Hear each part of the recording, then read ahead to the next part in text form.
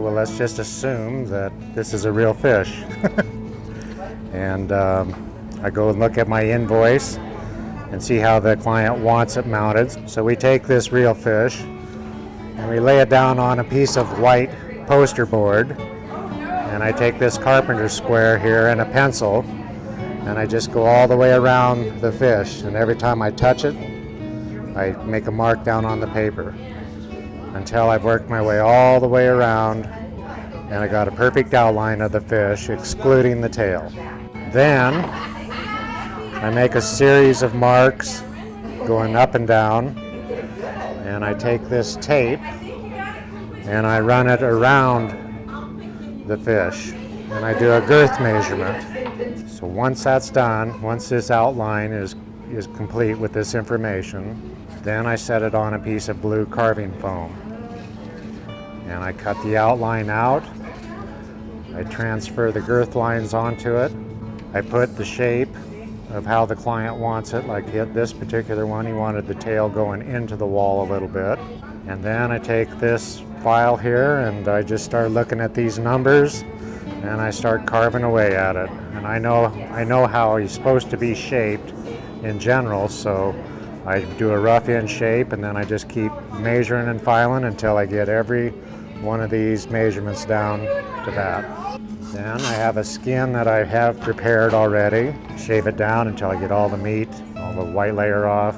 Just get it as thin as I possibly can. The bones that are left in the head is this one, the mandible, the maxilla, that's a bone. There's a bone right here, and there's a little bit of a bone right here. And other than that, it's just a hollowed out, shaved skin head. Once it's been sewed up, this is what it would look like. I've got all the thread, I've got needles, pins in there holding certain places together, and then I put what are called fin backing cards on all the fins and the tail.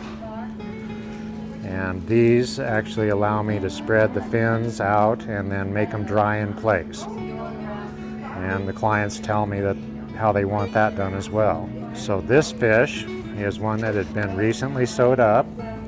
I did the fin cards, and then I go and hang it in my garage during the summertime anyway for a good month. And that allows the fish to dry out properly and the oils to escape from the skin.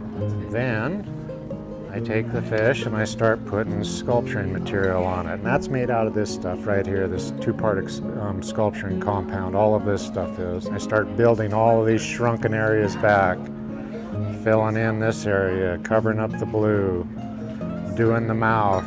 I put a little bit of preservative caulk on the fins that makes them rubbery and preserves them.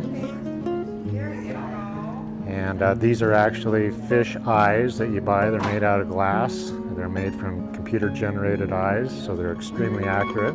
Then it's time to break out the old airbrush and the airbrush paints. And I just start painting it up. Hook up an air compressor and start painting it to where I know what it's supposed to look like. And once it's painted, I put some polyurethane on it to preserve the paint job, and put a hanger on the back so the guy can hang it on his wall, and that baby's ready to go home.